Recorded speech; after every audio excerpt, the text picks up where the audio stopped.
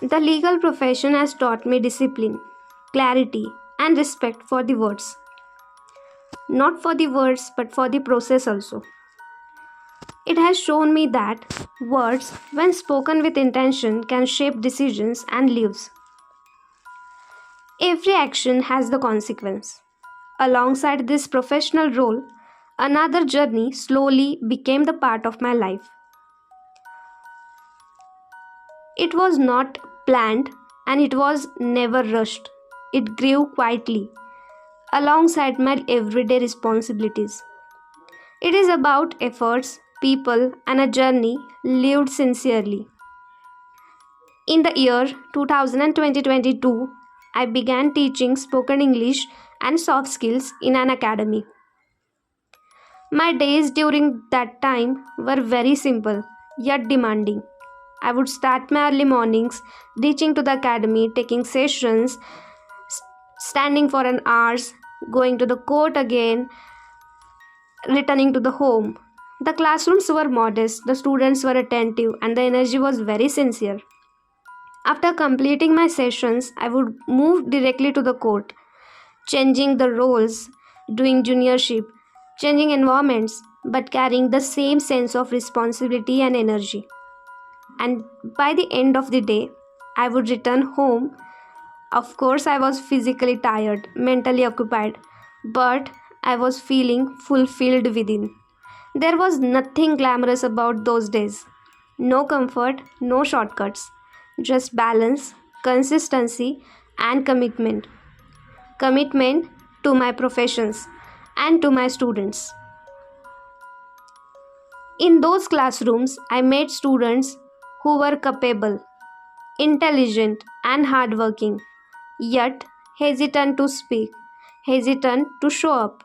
Some avoided eye contact, some spoke very softly, some apologized even before answering, some were thinking, I'm not good enough. Slowly, I realized something important. English was not their real struggle, but their fear was. Fear was, and also not being able to express themselves just because of fear of making mistakes, fear of being judged, fear of seen as less capable, etc. From that moment of time, teaching stopped being only about language in my life. It became about creating space where students felt safe enough to try. In that journey, what made this journey even more meaningful was the diversity of people who came to learn. I taught children as young as 10 years old, still learning how to express themselves. I taught young adults in their 20s, standing at important crossroads of education and career.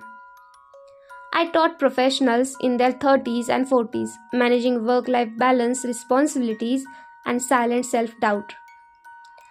I taught learners in their 50s who carried life experience, wisdom, and quiet courage to begin again. Of course, different ages, different responsibilities, different stories, and even I was also growing in that area. Yet, one common intention we got, that is to grow. Students come from every professional background: school, college students, working professionals, homemakers, engineers, corporate employees, aviation aspirants, job seekers, people restarting their careers, advocates, doctors, police constables, and so many. Each learner entered the classroom with a hesitation, but also with hope. Slowly, they learned that learning does not depend on age or background. It depends on willingness and effort. My background as an advocate deeply influenced the way I taught. Law taught me structure, realistic mindset, clarity, the way to prepare ourselves, and accountability. Teaching taught me patience, compassion, empathy, love, respect, care, and most importantly, understanding. In the court, words must be precise. In class, words must be gentle. Both roles taught me the same lesson. When people trust your words, you must speak responsibly. As students began trusting me with their goals, I felt the need to prepare myself better. Students were not only learning English by me, they were preparing for interviews, higher studies, international opportunities, and confidence in everyday life. So, I invested in my learnings. I became certified soft skill trainer, IELTS trainer, and communicative English language trainer.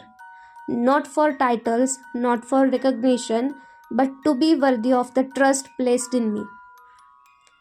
With experience and confidence, I began my own journey. I started online batches in the year 2023. Of course, screens replaced the classroom, but emotions remained the same. Students joined from the different cities, different homes, different backgrounds, different lives, with different life situations. Progress was slow, but it was real. Over time, students achieved milestones that made every effort meaningful. One student went to the UK, one was selected as a Google, one entered the aviation industry. Many others began speaking confidently for the first time. Some cleared the interviews, some started to teach their children, some simply believed in themselves again. Each success felt personal because I remembered where they started. But what touches me the most even today is something beyond achievements. Whenever I meet my students, many of them remind me of something I once said. Sometimes it is a small sentence, sometimes a simple correction, sometimes a line spoken casually in the class. They say, "Ma'am, you once told me this," and then they repeat my words. At that moment, I realize that teaching does not end when the class ends. Words stay. They walk with people. They support them silently. And that makes me feel truly proud. Over time, students stopped feeling like students in my life. They became an extended family to me. Their struggles felt familiar. Their growth felt personal. Their success felt shared. Teaching was never about recognition. Giving training to them was never about planned thing. It was about standing beside someone until they found their own strength, their own potential. Many people ask me why I continued this training along with the law. For a long time, I had no clear answer, and I was even not giving them. But now I realized and I understood that it was never about making it permanent. It was about determination. It was about sincerity. It was about the desire to grow slowly and help others to grow along the way. Money came gradually, but respect, trust, and meaningful relationships grew steadily. Today, I am playing the two professional roles as an advocate and a trainer, not choosing one over the other, but carrying both with responsibility. This journey is still unfolding. So, here I want to express my heartfelt gratitude to every student who trusted me with your fear, with your effort, and your dreams.